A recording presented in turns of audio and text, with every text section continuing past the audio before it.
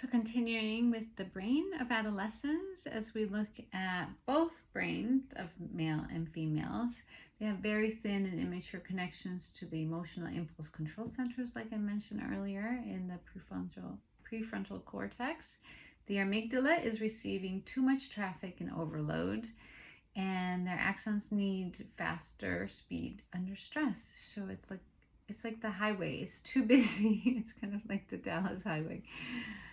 Too much traffic and can become very frustrated, overstimulated, overwhelmed. So, unfortunately, some teenagers deal with that brain overstimulation with drugs, alcohol, or food to self medicate.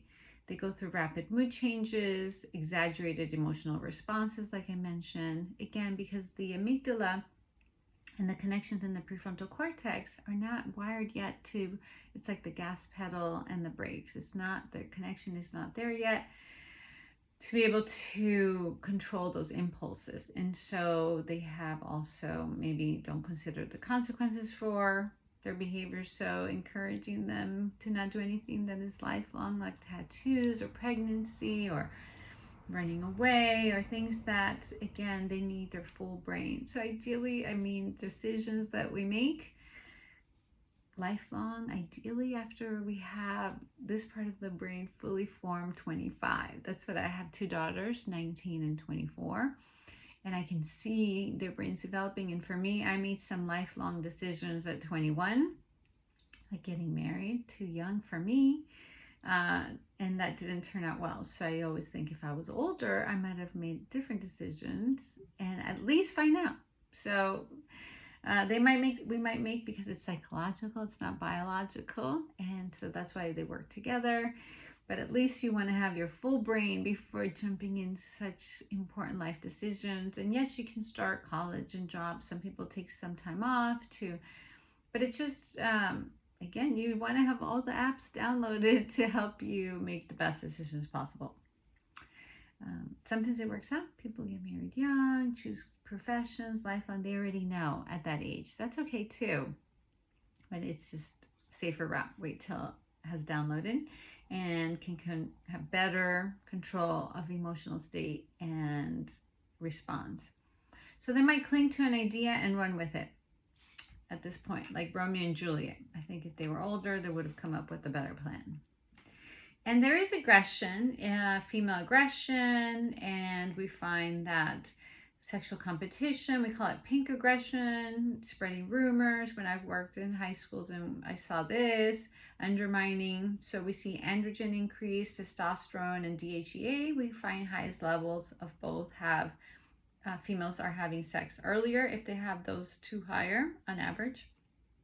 And then we also find higher levels of estrogen. Females are more likely to be more outspoken and higher self-confidence. So both boys and girls have about the same rates of depression as they're growing up. And then unfortunately during adolescence, the rates double and continue to be twice as high for females than males. So teenage girls have twice the rates of depression as males. So part of it can be environmental, society, expectations, pressures. But we also know that hormones play a big role. So the hormones that are increasing during adolescence and for the rest of our lives for women put us at a higher risk, but it's also thinking, rumination, so always combination of biology and psychology. So teenage girls are twice higher risk of depression. It impacts their grades, lower grades. So things to be on the lookout as a parent or somebody working with teenagers. We see changes in their weight, decrease or increase in weight without trying, problems sleeping, feelings of hopelessness. Things are not going to get better, lack of interest in activities. So things they used to love to do, they don't want to do anymore. They isolate themselves. Affects their concentration. Maybe they even start cutting themselves, self-harm. If they're suicidal or even thoughts about suicide or death as a relief, definitely to call for help. And they might be admitted for evaluation to make sure that they're not a threat to themselves or others. And so some of the treatments, you can go through antidepressants, cognitive behavioral therapy, different approaches, but definitely to have interventions that can help during this time, because depression is not a normal part of development and adolescence. So you need to be on the lookout for some of the symptoms. And also, if you feel, then you have a professional psychologist that would work with them and diagnose if it is depression.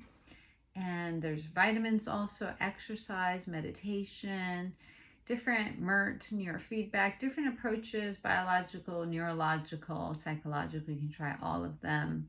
Spiritual, that might be able to help during this time for both males and female teenagers. Let me know if you have any questions as we move on to the male brain during this time. Early, middle childhood, they start exuding the sweaty sock smell. And that's testosterone and just the pheromones saying beginning of puberty. So it's not that they need to shower more. It's just natural pheromones saying this is the beginning of puberty. And also,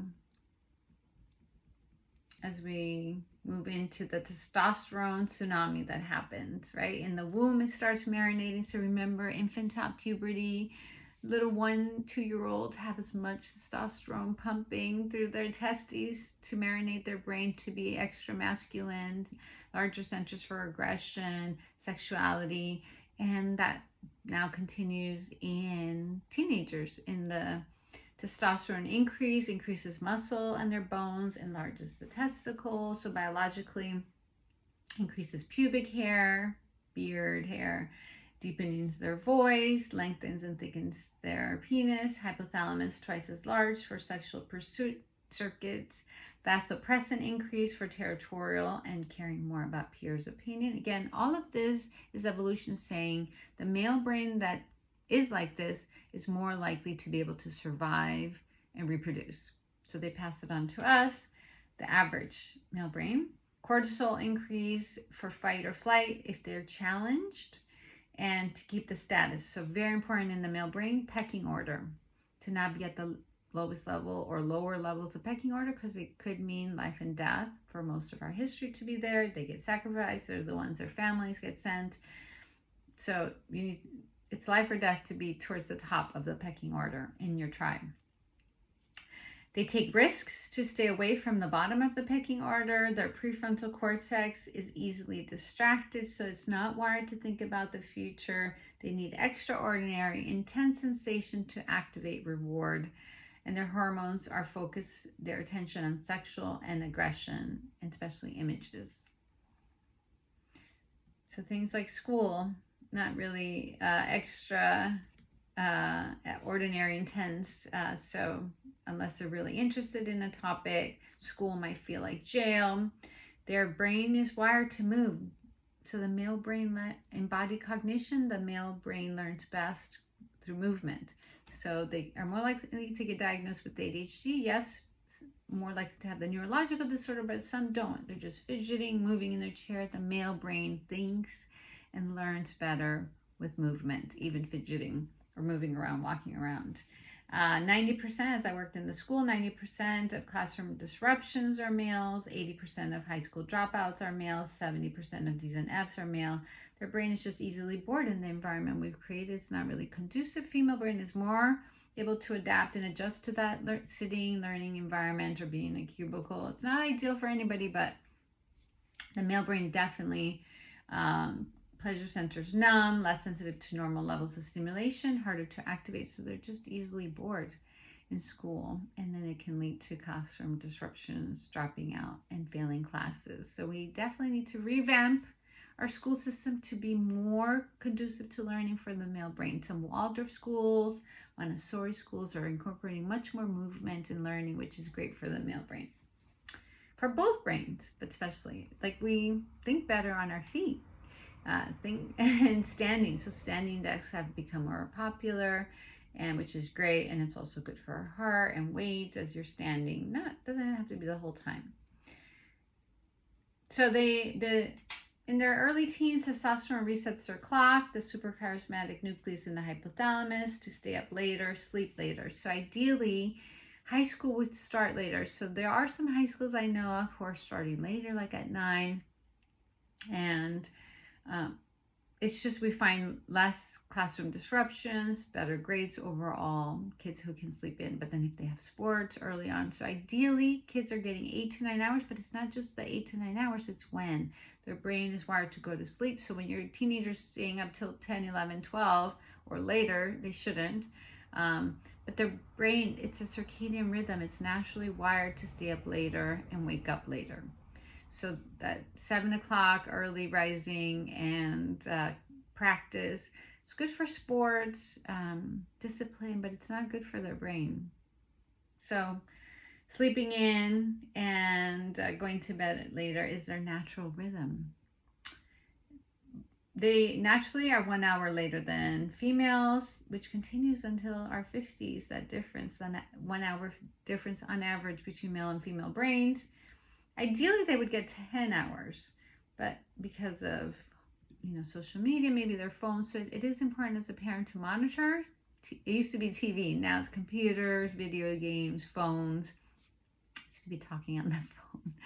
Nobody talks on their phone anymore, texting. But remember, the light from phones, computers affects melatonin. We naturally produce melatonin, which is to help us go to sleep, calm, relax. We were meant to go to sleep. There's less light. Now we have artificial light, which stimulates our brains and it decreases the melatonin. I know some people take melatonin. You have to be careful also because it can increase nightmares, and some people who have histories of cardiovascular diseases in their family can be an issue.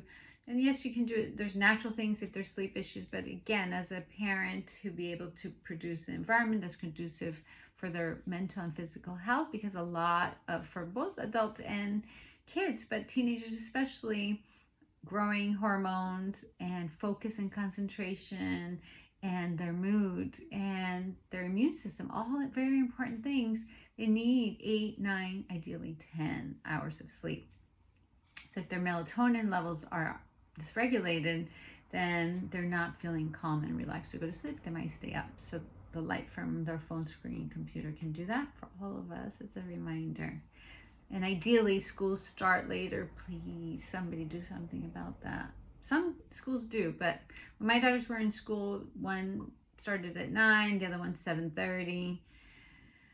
I know it's not ideal for parents and our schedule 9 to 5, but it's what's best for them.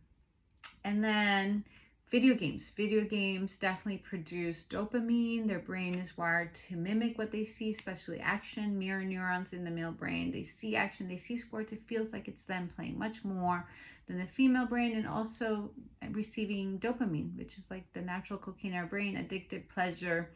And so competition, video games, all of that, they get rewarded, but they can also go through withdrawals and can be an issue if they're not doing their homework. I worked with adolescents where they were just playing video games for hours. Again, addictive, just like anything else that produces dopamine. Okay, and let's see, anything else here? Last thing here is that 16-year-old males, especially, autonomy from their parents is wired into their brain. So when they're acting like a man and you're like, you're not a man until you're 18. This is my house, my rules. You're right. And legally, they're your responsibility until 18. But for most of our evolutionary history, 14, 15, 16-year-olds were already getting married, starting a family, moving away on their own, or just starting. Even in the tribal, they had their own families, and they were a man. They would go through rituals and ceremonies that would say they're a man already at this age. So it's the same brain. So it's confusing to them because they feel like a man, but society's telling them you're not a man yet, not till you're 18. And their brain's like, wait, I am. And so it was an evolutionary advantage to be brave, curious, new ideas, and explore, and how we went all over the world because of that. So to remember, and yes, they need us, and at the same time, they have the evolutionary brain of feeling already like a man to have his wife and family. So different world, same brain.